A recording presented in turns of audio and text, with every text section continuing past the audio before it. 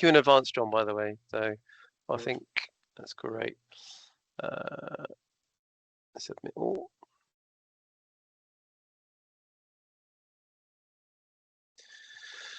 Good morning, Bryn. Morning, Eddie. Morning, John. Morning, JQ. Morning, Kai. Morning, Joseph. Good morning. Morning, Chris. Thanks for joining. Morning, Robin. Morning, Peter. Morning, William.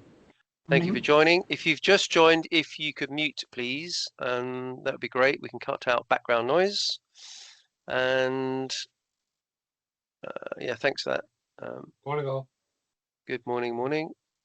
Morning, Luke. Thanks for joining. Morning, Darren. Morning, Callum. Thank you for joining. Hey, guys. Just mute a few people. Hang on. There we go. Good morning, Paul. Thanks for joining. Morning, Alan. If you can mute Alan, that'd be great, please. Thanks. Philip's joining as well. Morning, Philip. Thanks for joining. If you could mute. Gives me time to get my coffee. There you go. Have a sip of coffee, John, while you're waiting. There we go. Right. Okay. I think that's good. Okay. If you've just joined, Bobby, if you could mute, please, as well, that'd be great. Thanks. And morning, John. Morning, Bobby. Morning, Aaron. Thank you for joining. Right. Okay. Let's get going. Thank you, everyone, for joining this week's Coffee Morning, Pension Playpen. Delighted to have John Hamilton on board. Many of you know John, and many of you know and have read about the Stagecoach deal and scheme. I'm going to introduce Henry. Everybody knows Henry, but Henry's going to be sort of running the party. But if you've got any questions in the first place or as we go through, please raise a hand. The session is being recorded. So JQ, Henry, everybody happy? Thumbs up.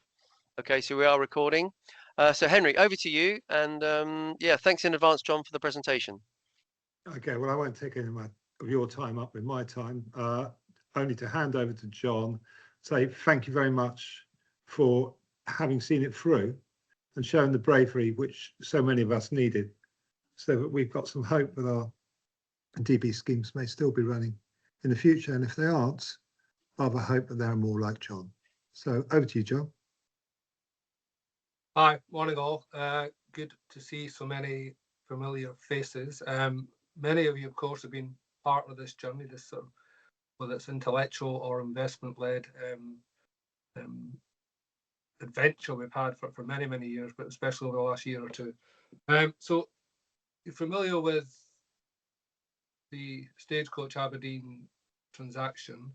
Let's spend, before we go on to that, it's important we spend some time on the context of why we're able to do this now and why we need to do it just now.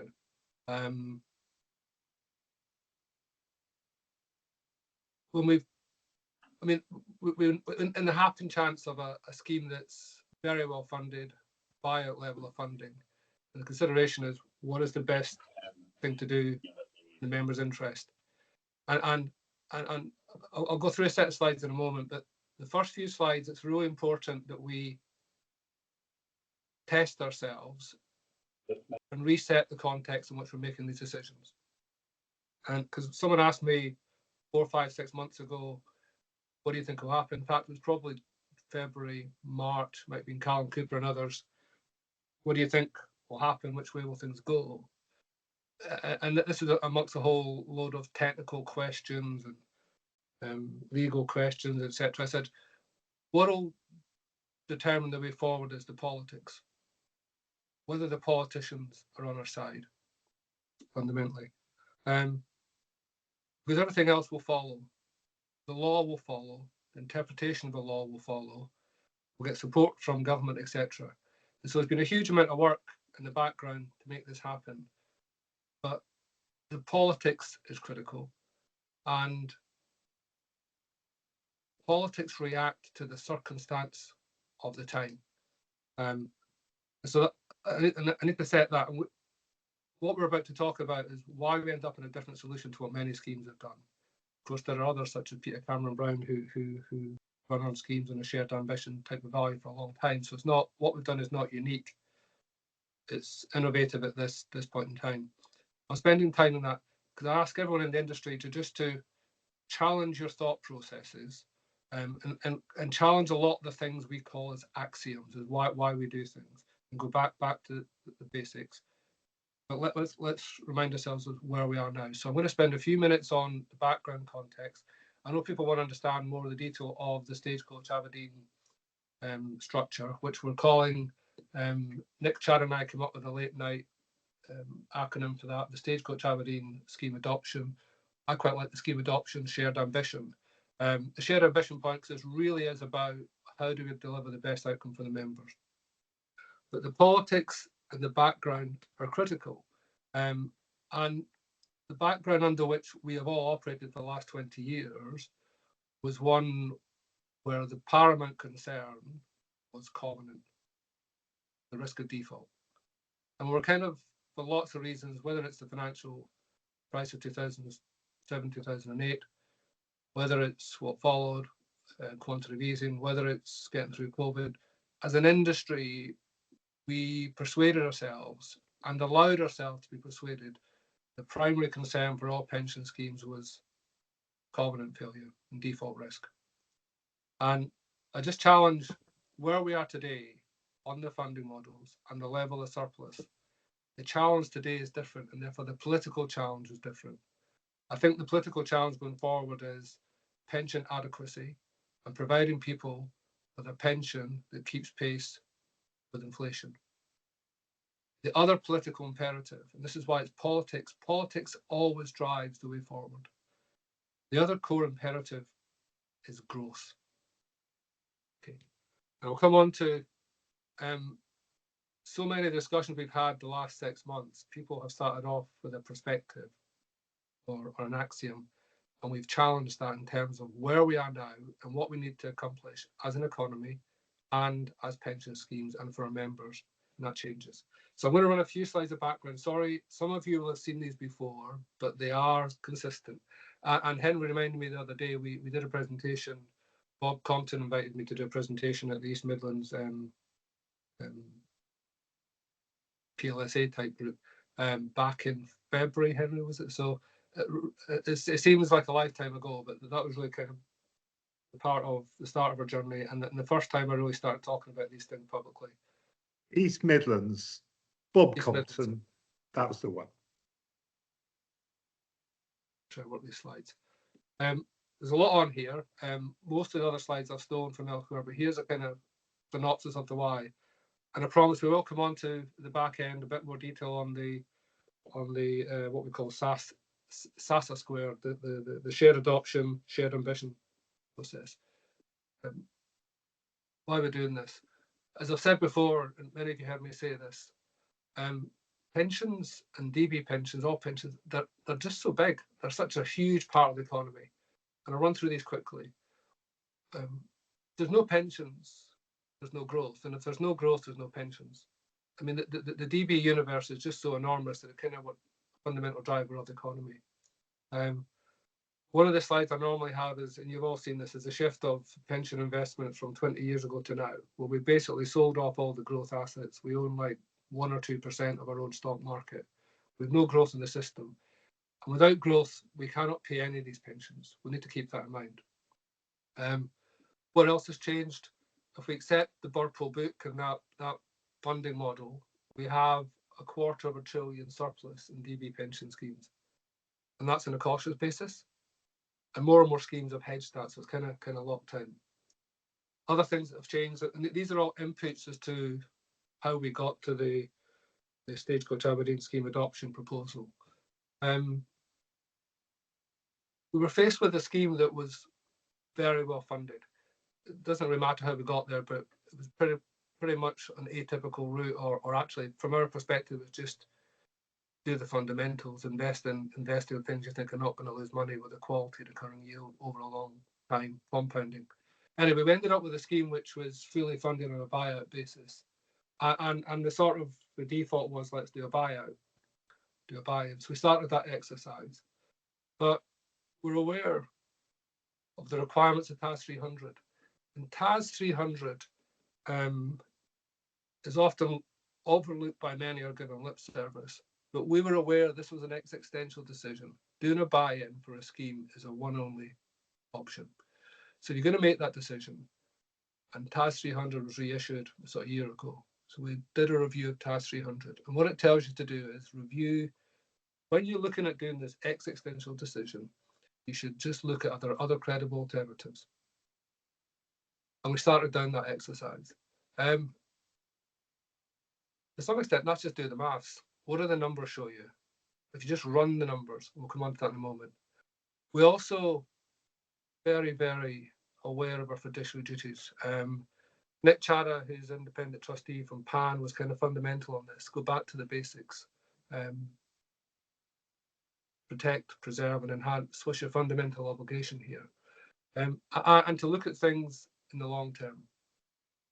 And I'd say two things. You kind of ignore TAS 300 to the advisory community, because TAS 300 is a strange one. It's those who are advising you on the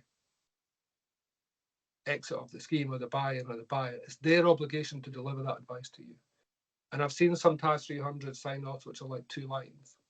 I can tell you the one we did was not 2 lines. We went through a whole range of alternatives trying to figure out what is the best thing to do for our members. They were important inputs. Buy-in funding, what was the default? So the default is go down the buy-in, buy-out route. And we looked at that in serious consideration. That was a real option. Just now, pricing is pretty good. It's somewhere between gilts plus 0.2. If you're really lucky, you get gilts plus 0.3 on a funding basis. What is buy-in funding? Appreciate many of you are aware of this, but just for others maybe potentially new to this. I mean, it's intended to be a very low risk style of funding. And it's obtained through effectively a very high entry level of funding. So buy-in funding, buy-out funding used to be the option of last resort when there was nothing to do and you had an emergency or a company was defaulting. So it's super funded level of funding. Now that has become de facto over the last 10, 15 years. We've nudged towards buy-in funding as being the target or the end game. It's not for running on a scheme, and it's not for managing the economy. And so as part of our TAS 300 assessment, and most of you involved in this world know the last 3 years has seen an enormous change in our understanding of what insurer funding is like. So we set ourselves the challenge, what do insurers do? And this was to make sure we truly understand, before we hand our scheme over, we truly understand the risk handing it over to someone else. And what insurers do, they take a superfunded, overfunded scheme, and they re-risk on a gilts +1 and a gilts +175, basically at the top end. So they used a high level of funding with some additional capital, and that supports a higher return investment strategy. And if you know me, you know I'm all for higher return investment strategies. We have to have growth in the system. But then we ask ourselves the question as a board of trustees, because what has changed the last few years is we understand in some detail what insurers do. It used to be a bit of a black box, but it's not that complicated. There's only so many assets. I mean, there's a job to be done. Manage the assets, deal with the admin, pay the pensions.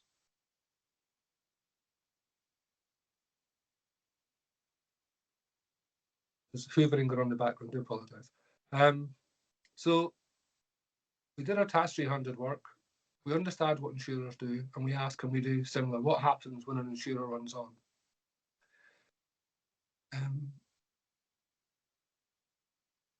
What kind of guidance was there on this? The other thing that's changed is, come back to the politics. There's a lot out there just now from TPR on low dependency. Low dependency has been kind of set as our target level of security, high security. So low dependency, investing on a gilts plus a half basis, that's super high funded levels.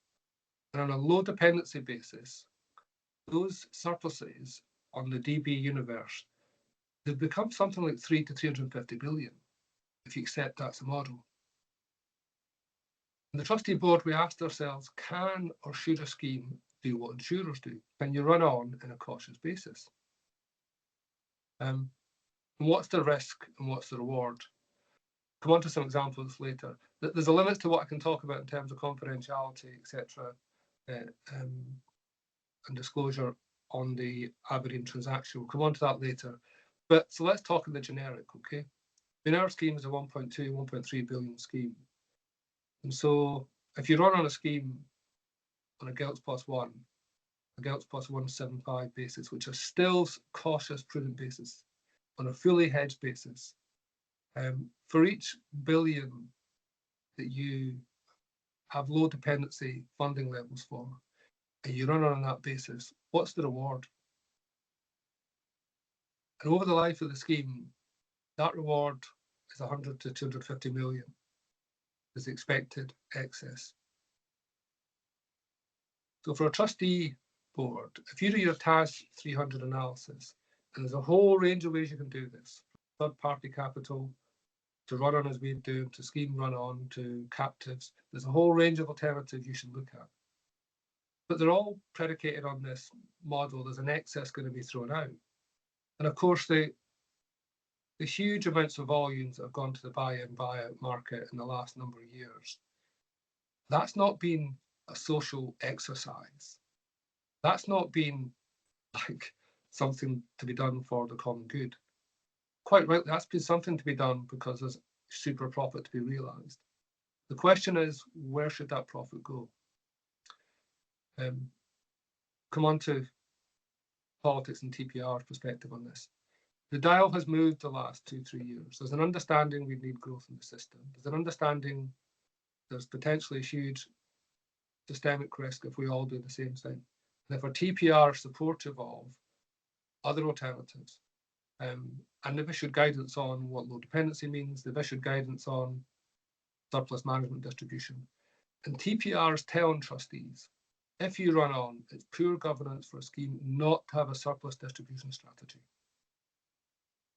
Gone are the days when we hoard surplus with impunity because it makes us feel comfortable.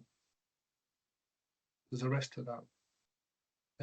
What I would say, I'll come on to our exercise in a moment, we'll do. We had really intense engagement with TPR over a period of 13, 14 weeks, a very open discussion, everything on the table. That was always our approach. We had an issue to deal with, we had enough money to run on, we had enough money to consider a whole range of options. We'll come on to questions in a moment. We did the TAS 300 and we fully engaged with TPR throughout the process. The last point I'll just cover on this slide before I go into some more of the detail. And this is really a plea or a challenge to trustees to revisit the purpose we have today. If you accept the funding model, that there's a $250 billion to 350 billion of surplus on a low dependency type model, that is the expected excess from the model over the run-on period. The fundamental thing that's changed is the shift of risk from covenant to value. The perspective of trustees, if you accept low risk, and the architects of this sometimes even called it no risk, it's low risk. If you have a low risk funded level of funding and you're fully hedged, you're virtually at low risk. You're not dependent upon this covenant. If you've got a surplus over that, in our scheme, we had a material surplus over the even the low dependency basis. And many schemes have got 25 to 30% surplus over low dependency. Then we would say your job as a trustee, the focus can shift away from covenant, always important, security, but it shifts to the value of the pension. Protect, preserve, enhance. And we go back to the fundamentals here, and William McGrath has been over on this and nudging me and challenging me and dropping stuff in my inbox, but go back to where we all started. I think most of them on this call were there in 93. The good report. This is often misunderstood. People say the good report is what led to I think I remember 94, 95 Pension Act that introduced inflation caps. That's not what it did. What the Good Report fundamentally did was say it's your job as a trustee to provide a pension in real terms. And part of the balance to that was for sponsor affordability, it brought in caps, 5 and 2.5. Okay. So this is the political background and the change in a universe of well-funded schemes. I would say the focus can shift away from default and covenant, and it shifts to providing a pension that keeps pace for real value. And that's the concept against which we did a TAS 300 analysis. We compared everything against, we had covenant, security, member outcomes, default risk, systemic risk. We did a whole list of things that we considered because we thought this was a really important decision we had to make. But I'm going to go on to just run through some slides that just support some of this. I'm not going to spend much time on the slides because I've kind of covered it in the narrative, but they're more for the trail of what we leave. Then we'll talk about the Stagecoach Aberdeen specific transaction and how that came about. Was there questions, Steve, I saw raised, or was that? No, I think we'll monitor the chat. If anybody wants to ask a question, then just raise a hand. That's all I think we were putting in there. So People don't ask questions when they're listening, John. It's fine. And I said to Steve and Henry at the start before this, if anyone wants to just butt in with a question, please do so. I know many of you, and I'm more of a sort of coffee morning conversational type of guy rather than just me talking for an hour. So, okay, Callum's going to write the questions on the train. Just running through the slides. Now, you've seen this slide before. This is what it's all about. If you've not seen this slide, and if you don't understand it, you should look at it and be really, really frightened. Okay. This is from ONS OBR report last year. And for those of you who've seen it, I do apologise, but this is kind of fundamental. This is why the government is focused on growth, growth, growth. There's political views as to which government, whether this government is going to make it happen. But what you've got here is 2 lines. The dark green line is total government spending over the next 50 years. And the yellow line is government revenues. Okay. And by the way, those government revenues are on the presumption that we return to pre-COVID levels of growth, GDP. Okay. There's a whole number of presumptions in there, including demographics and migration, a whole number of things which say if things go pretty well, we end up with this massive gap in spending. As Torsten Bell said at the PLSA back in March, seems a lifetime ago, growth, when asked about growth and mandation, the stakes are much higher than just pensions, he said. The economic risk of not doing these things leads to voting in mad people.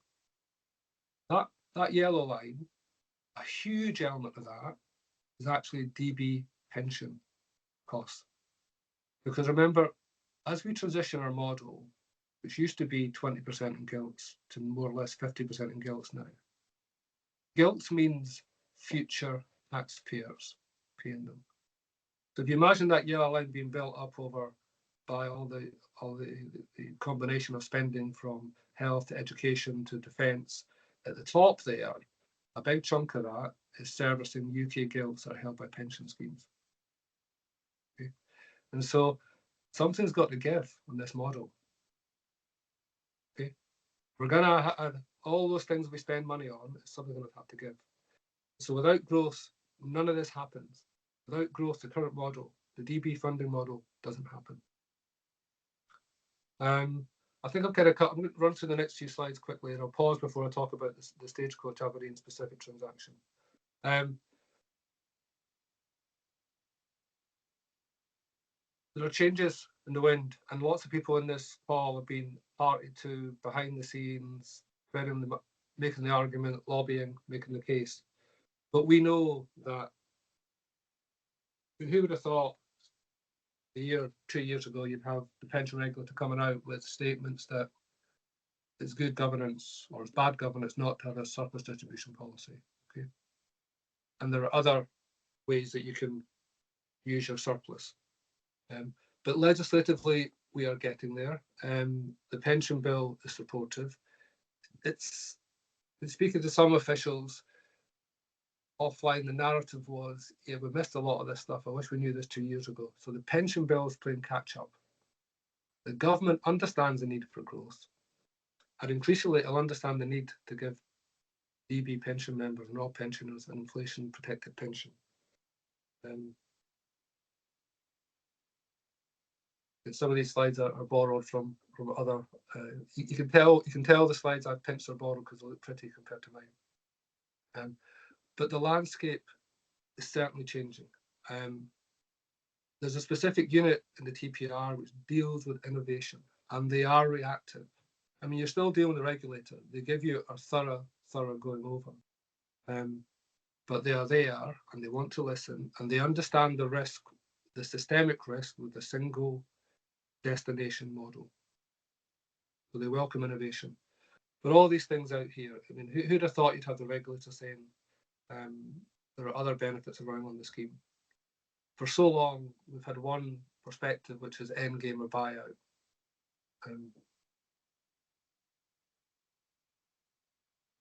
Trustees should consider surplus used to strengthen covenant or improve member outcomes. One of the phrases we've used a lot in the last year is strengthen surplus. If you can get the covenant comfortable, the sponsor comfortable, the most important thing you could do to protect your scheme is to have a sizable surplus, create your buffer, and then run on to the benefit of members. So this bottom left, where here's critical. Who'd have thought we'd hear people at the regulator saying this? John, can I just jump in quickly? Because there's a question from Callum who's on the train and he wants it asked. And that is, where do you think is the best dependency? Is it on your existing sponsor?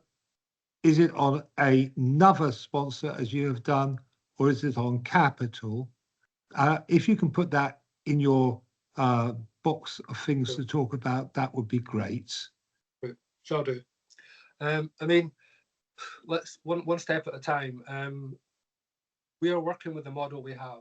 The model we have requires a substantial sponsor behind it, the regulatory model. But if you accept the low dependency, and if you're low dependency plus and you're fully hedged, you're virtually no dependency. So we move on to a different debate about the model we have. The model was based on a single sponsor support. And the only alternative to that was when that sponsor failed, you went to buyout. The model has transitioned to the destination as buyout. And so I think what Callum's alluding to is just there needs to be a broader discussion about the system. I mean, what does the system have to do? It's 1.2 to 1.4 trillion of assets, which, by the way, is underpinning about 2.7 to 2.8 trillion of actual pension promises, okay? If you on an undiscounted basis. So the question is, what is the best system? And the only way to pay those pensions is through investment and growth, whether a portion of that in government, but fundamentally that needs to be in the economy. I think what Callum's questioning is the only model your legacy sponsor. Now the insurers can be part of this. They've got scale and capacity, but they've got restrictions on what they can invest. So if you stand back and think of what is the system-wide objective, the system-wide objective is to grow the economy.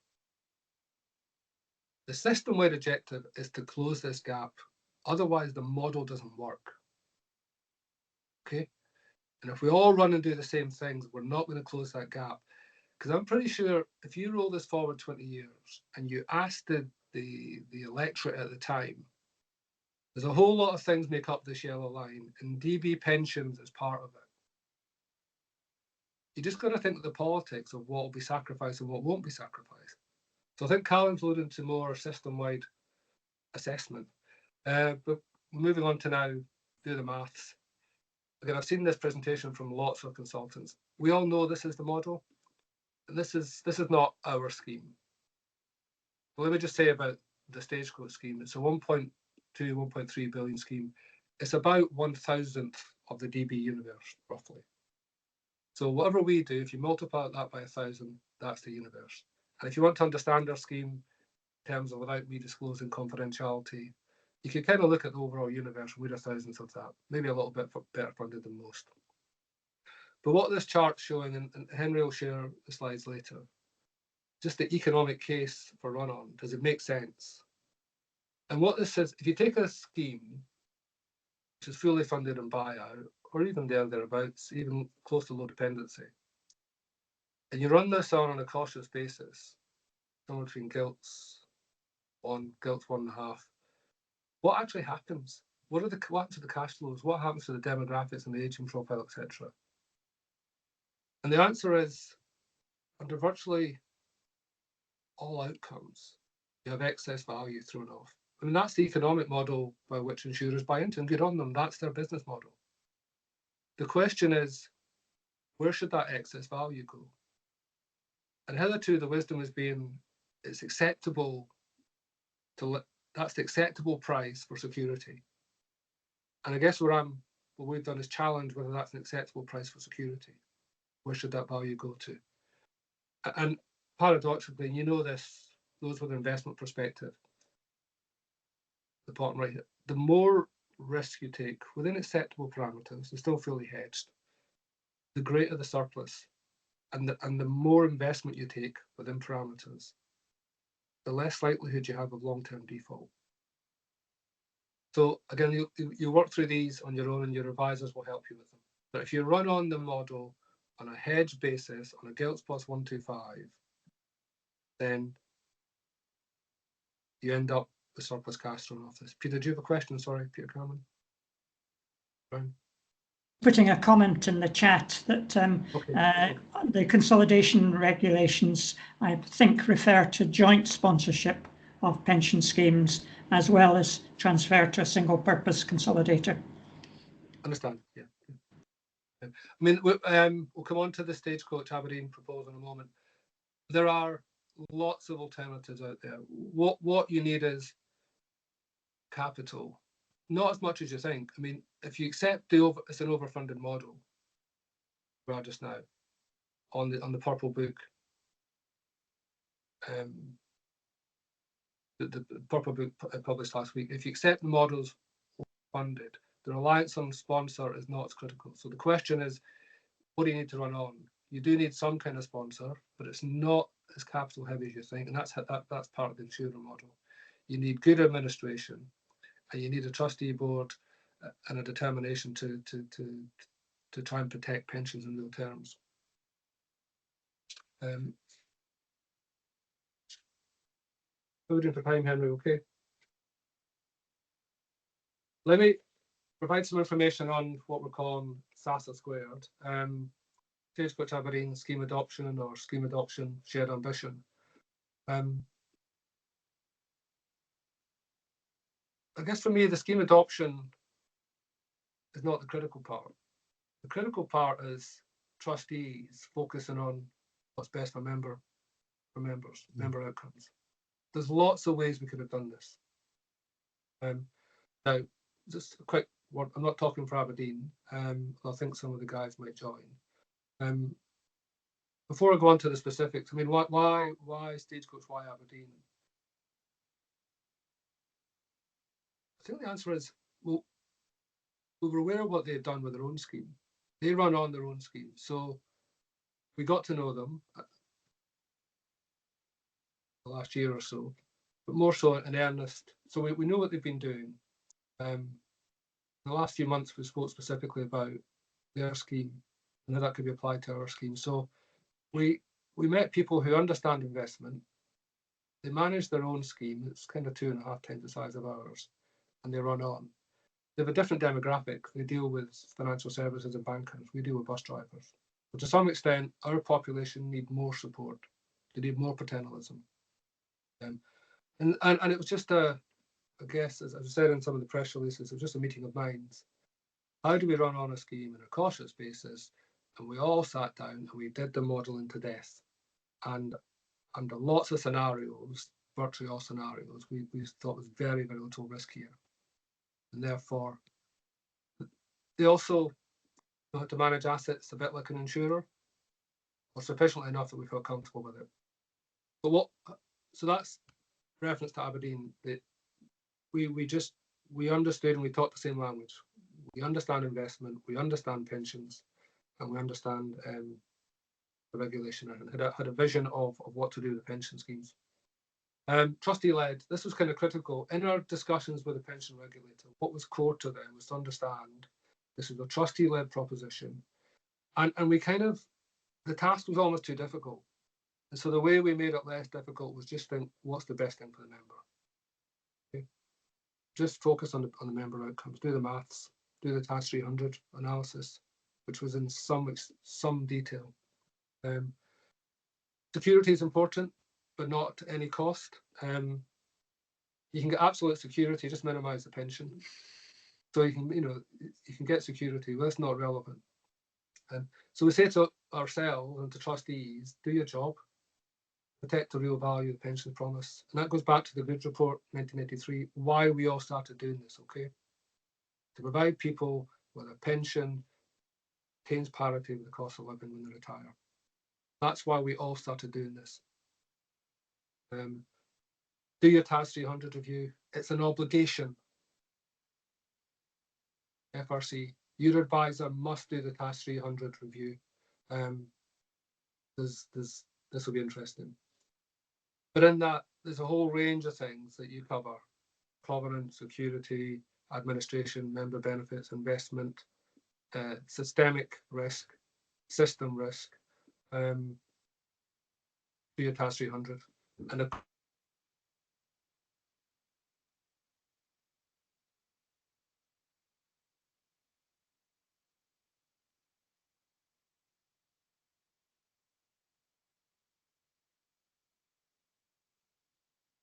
all right. I'm phoning you from rural Perthshire, so occasionally we flip out satellite cover. Hopefully, I wasn't away for too long there. Do the full review and understand as a trustee the extent of the FSCS cover versus PPF. And where we got to the trustee board, I mean, the PPF cover is powerful and strong, and there's a surplus there. And the way we kind of viewed it was, if you've got PPF cover, you're in a cooperative of all other DB schemes. We considered that was a really powerful source of cover. We were unclear and couldn't definitively get to what the quality of the cover was on the FSCS. Have I lost my slides there? Yeah, they've gone. Yep. Wait a minute, I'll put them back up.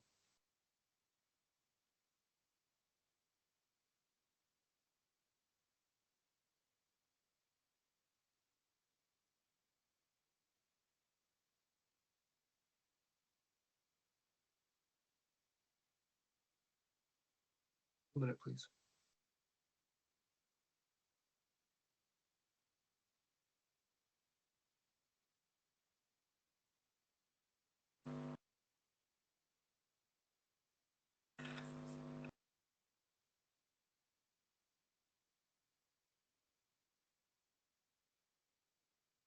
Again.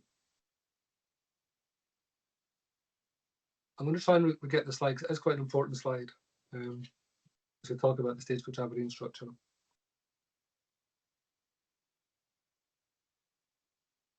No rush, John. It's all fine. We're enjoying it. Everybody's smiling. William's smiling, aren't you, William?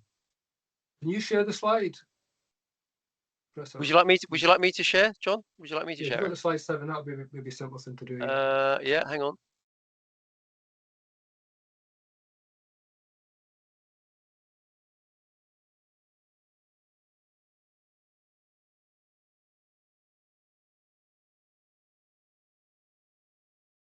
I am nearly done. Yeah.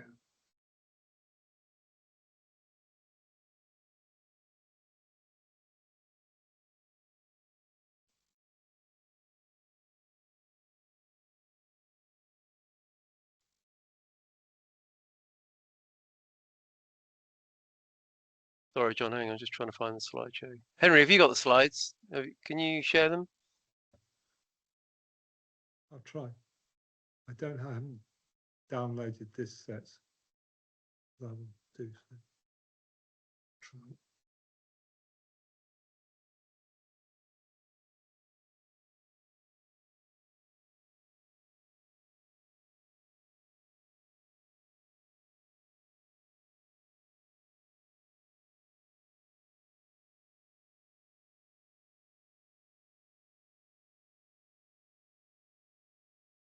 Whilst we get the technology sorted out, I think we've got a comment in the chat there, John. Hang on. Let's have a look. Let me Alan just talk Martin, yeah. Alan, do you want to unmute and just mention your comment there? Yes, good morning, everybody, and thanks, John, and indeed for the opportunity. I only look after small pension schemes, so although I'm very interested, I have to say, I think there would be a big big difference in scenario element for smaller schemes, and I think they still will be the insured route. More generally, I typed too quickly. My big worry is another bout of quantitative easing. If the government can't get foreigners or anybody else to buy the gilts to finance the debt to cover the deficit, then I think we could have a continuing difficult scenario where that downside is very significant. Yeah, agreed. There are lots of uncertainties ahead of us. Again, and it depends on your perspective here. For good or bad, we are, I can use the word burdened. We're burdened with the responsibility of delivering these pension promises. And it's something that weighs heavily on our shoulders. But we are responsibility heavy, and we think there are lots of challenges and uncertainties ahead. Lots. And one of the benefits, and the Aberdeen guys have joined, so I'm happy to say this, but one of the benefits I saw of having a run on with a financially astute sponsor is we'll be able to react and respond to those challenges. You're right, Alan. There are enormous challenges. You go back to my earlier slide, the expenditure versus the income, that's a massive challenge for our economy. And there's a real risk none of these pensions get paid unless we sort out our economy. But I'd rather have capacity to manage that and input into that my own perspective. Okay, so slide 7, let me just run through that. Because there's a broader discussion that we've all been part of before. Without growth, there's no delivery. We need delivery in all of this. So I'm still having trouble with my system here. If you can, that slide's only sharing the top part of it just now. Can you? Yeah.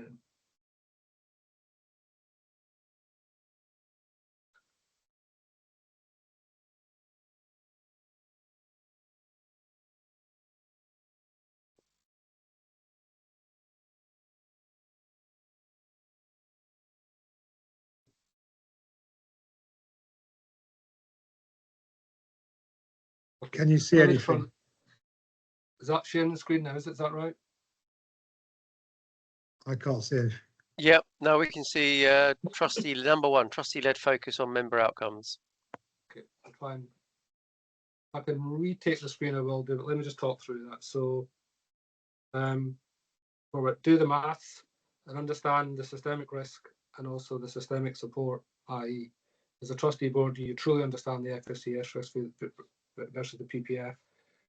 And reassess that, as we said at the start, just challenge your assumptions in terms of where you are in systemic risk and systemic support, and the whole concept of covenant versus value. We spent a lot of time going through, and I should say this is not for the faint-hearted. So come back to Martin's point. This needed a scheme of a certain size with a certain capacity to do all the groundwork. To understand the trustees' duties and powers over discretion, that was really critical.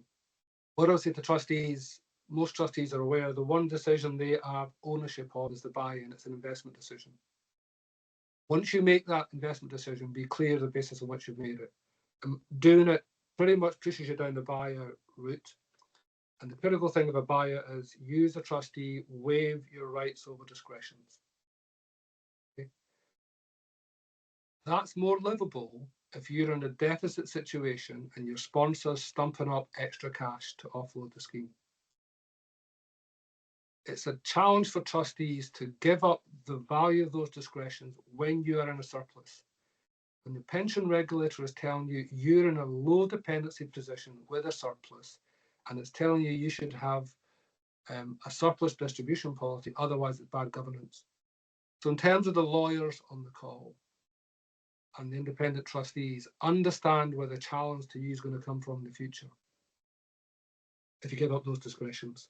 And as we said at the very start of this discussion, the Good report reminds us our job is not to deliver a pension. Our job is to deliver a pension that's got some parity with real cost of living.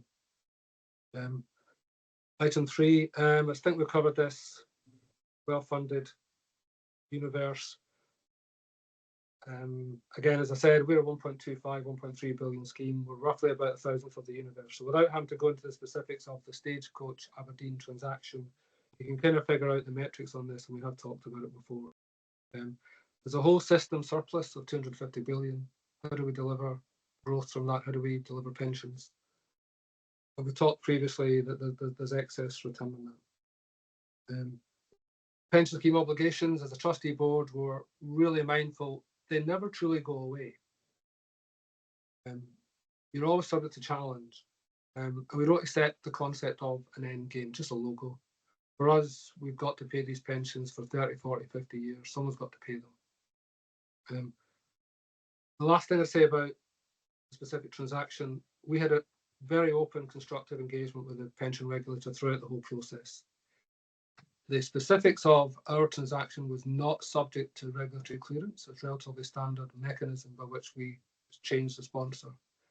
But we treated it like it was a clearance application in terms of discussion of all our advice, from covenant advice, the risk assessment, investment advice, the whole range of member outcomes which we modelled under a whole load of scenarios. Which of these gives the best risk-adjusted outcome for members? And the answer from our perspective was run on. We have I've seen lots of questions on various chats about is this all hope or good faith? There's a lot of hope and good faith, of course there is. But actually the specific framework agreements around the transaction, the specific framework agreements between Aberdeen as new sponsor and the trustees in terms of the management of surplus. I guess what's relevant for people on this call, there's an annual share of surplus process, and 2/3 of the excess returns on an annual or cumulative basis are allocated to the trustees, fully at their discretion to decide how that's spent. So there's lots of questions on how best to do that, and that's something the trustee will be happy to have that exercise each year when the surplus is sufficient. And if the trustee decides actually we'd rather hold some surplus for covenant or security, it's entirely at trustee discretion.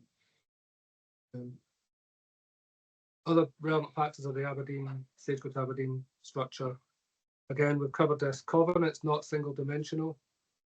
You may be led down the road to think of is it comparing sponsor A versus sponsor B. I mean, in this transaction, I think it's common acceptance the Aberdeen covenant is stronger than the Stagecoach covenant. It's investment grade rated. It's a £4 billion market cap company. So it was a stronger sponsor and a single sponsor assessment. But actually, you need to look at the systemic risks, the system support, what funding levels, what guardrails you have in. This has all been discussed in detail with the pension regulator. So I'd say all those things are taken into account. What's the guardrails? What's the hedging? What's your buffer? And we like to call this low dependency plus. We think this complies fully with what the pension regulator would categorize as low dependency plus. We're fully hedged. You know my view on hedging, we're probably over hedged. In my view, I don't like full hedging, but others do. So I think we're fully hedged with a surplus, with a buffer, and we run on. We said here on a sponsor perspective, the Aberdeen Group's covenant is stronger than what it replaces, and it's backed by the parent company. There's also, I mean, we hope this works, and this is a run on for, there's no definitive term as to when we would or wouldn't run on, but we run on. We have a commercial arm's length transaction discussion with Aberdeen on the investment management part of the business, but we run on. And the 2/3, 1/3 shares helpful for alignment. We're all incentivized to grow the surplus. Would I have liked a bigger share for the trustees? Yes. But as we discussed this with the regulator, if we end up here in 5 or 10 years' time, and most big schemes are on a 2/3, 1/3 share, I think we've done our job. I think if most big schemes end up in a 50-50 share, with the member using their part of the share to provide inflation protection, we as a pension industry will have done our job. But of course, at the back end, if things don't work out, we have off-ramping, and we've got exit provisions that protect the trustee and also give Aberdeen a clear understanding of what would happen. But we hope this works. We think we're in a good place with people who understand pensions, they understand investments, and we think our members are happy with this. We've had good engagement with the trustees and good engagement with the unions, and so far they've been supportive. Okay, that's the kind of, what's the last slide? The last slide is just, again, more for all the things we consider. I don't know if Henry's back now, so he may be able to share. But Bryn, we've got a question from you in the chat, or a point. Bryn, do you want to unmute, Bryn, and have a chat with John? Well, yes, I've got an awful lot of questions, and we don't have much time. Go for it, Bryn. Left. Go for it. But a key issue is the framework agreement. What's the nature? What's the legal basis for the framework agreement? How far can, if all the existing people who are involved setting up the framework agreement move on to pastures new, what does the framework agreement consist of? Yeah, we're always aware these things need to survive individuals. There's an extremely detailed framework agreement. I mean, effectively, the trustees retain all their discretions, but they have an agreement with Aberdeen on how we will manage the scheme, how we'll hedge the schemes, what level of buffer we think we all want to keep. I mean, we know this is innovative, but to some extent, it's quite straightforward. You invest on a cautious basis with guardrails that the pension regulator is happy with, you carry a surplus. And so, but there's a lot of detail on how that will be governed. So we'll invest with it. We've got an investment mandate. The trustees have agreed to mandate. Review that periodically. That should develop and deliver surplus. And the framework agreement is really clear on the parties' rights over this. And so whether it's myself or others or Rob was on the call who managed this, it's quite clear what happens. The trustee own their share of the surplus, and there's no distribution to anyone unless the trustee agrees the surplus is spent. So these things are designed to survive me and others, the board. The trustee Sorry, board, I don't want to hog it, but there's a possible provision under the bill that any payment will require the agreement of the employer.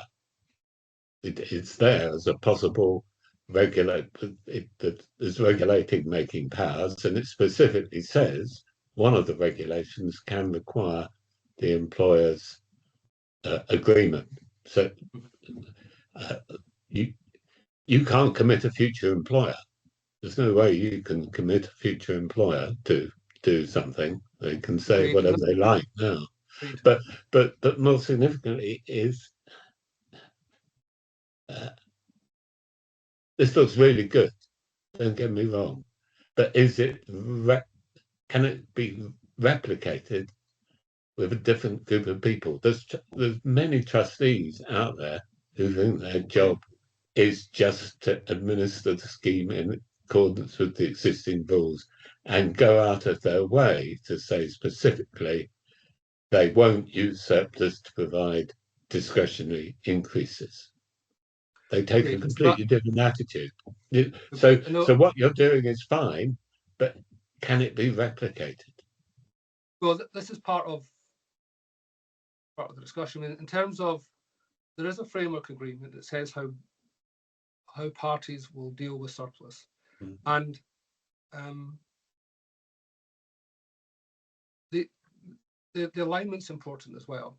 An alignment that says all parties want to cautiously grow and manage the scheme, and all parts. So there is a surplus sharing. Aberdeen get a third for their risk and cost of providing the covenant. They get a third, and we get 2/3. So there's alignment there. Okay, so that's important. From our perspective, it's quite clear that they are the things that should happen, and so the question is, how do you create a structure where the employer would be encouraged to do so? And if we find it's not working, then the trustees in Aberdeen, we've got an ability to say, actually, we'll find someone else. So we hope it will work and we find good partners. But Bryn, the point you mentioned is the fundamental challenge we put to trustees. We have been trained for 20 years. The fundamental risk that we were managing again was sponsor default. We think if you're on a low dependency basis, you've more or less no dependency. Okay, you're fully funded, fully hedged with a buffer.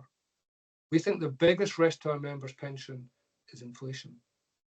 One of the biggest risks, and therefore, if we've got a surplus, and if trustees can look at the TPR guidance, when TPR are telling you it's bad governance now, so we understand the influence and the extent of the professional trustees.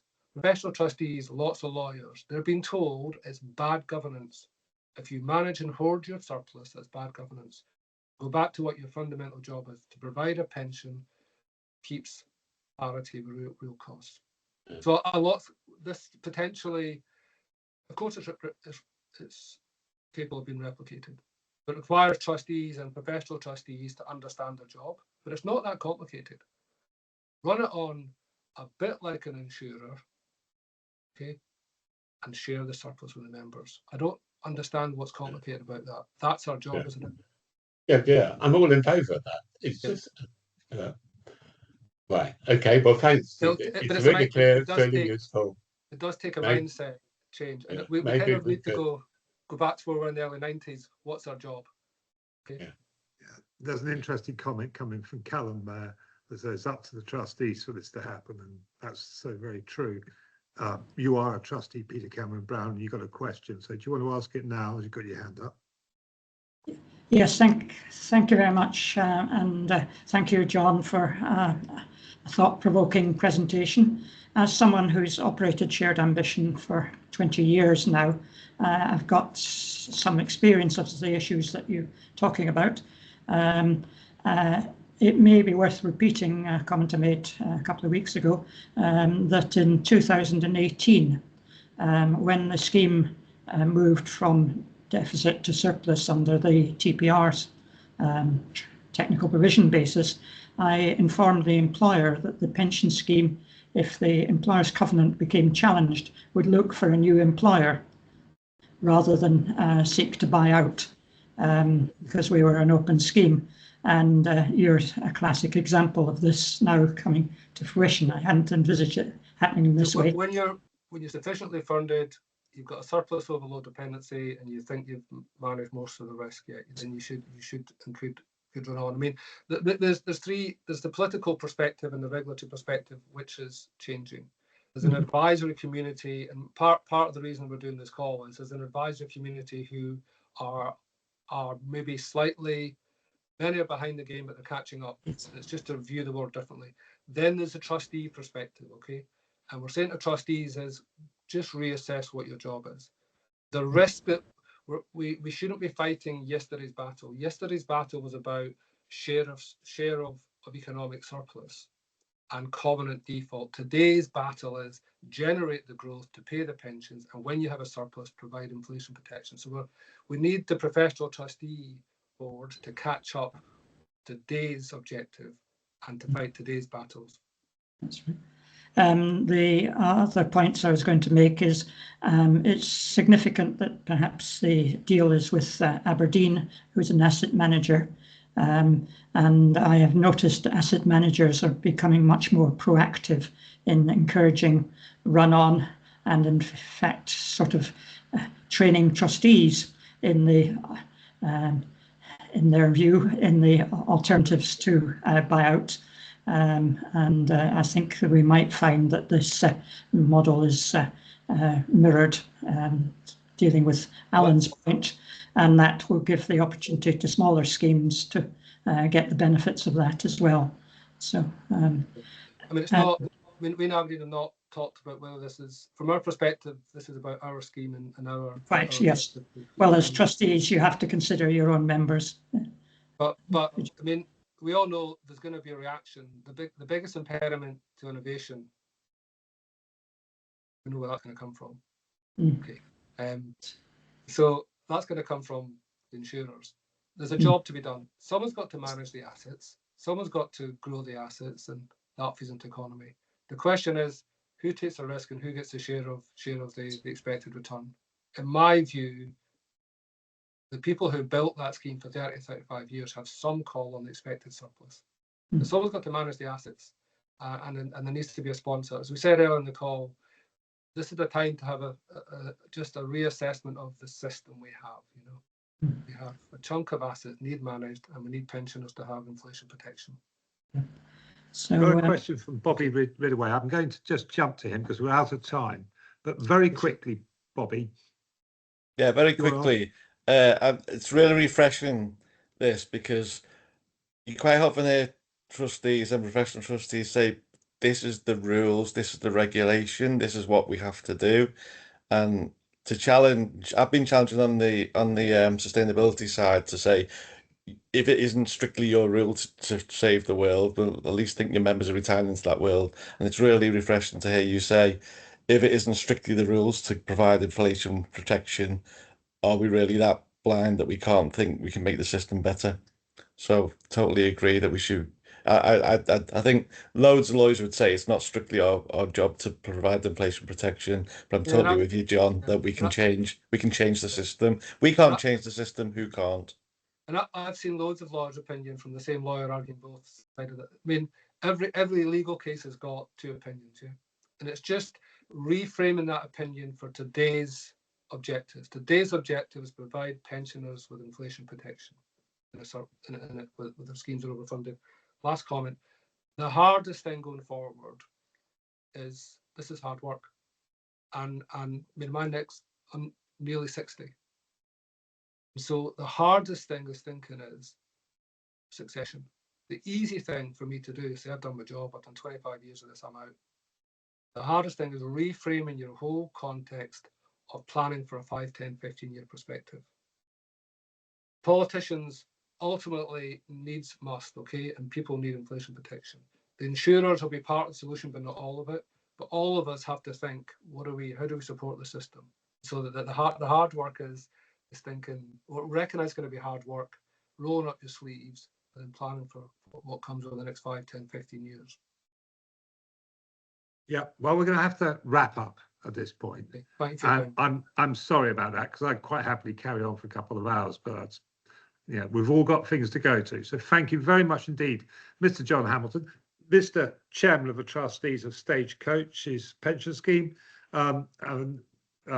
Congratulations for what you've done. Thank you very much. Okay. Appreciate the time. Steve, do you want to just wind up? Well, I was going to say thanks, John. Fantastic presentation. And this is the last coffee morning of 2025. So Ken, Henry and I wish everybody a Merry Christmas and an innovative 2026. Taking a leaf out of John and the trustees, but that's a fantastic presentation, John. If anybody wants the slides, please contact Henry or myself, Henry or me, and it'll be on the blog.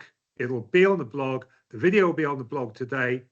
It has to be Peter, Steve, because there are so many people backed up on this thing here who couldn't get on, who we need to get on. Okay, so that's fine. Brilliant. All right. All right. Well, Merry Christmas, everybody, and thanks for joining. And have a happy New Year. Thanks, John. And thanks, John. Take care. Cheers. Bye. Bye. Thank you.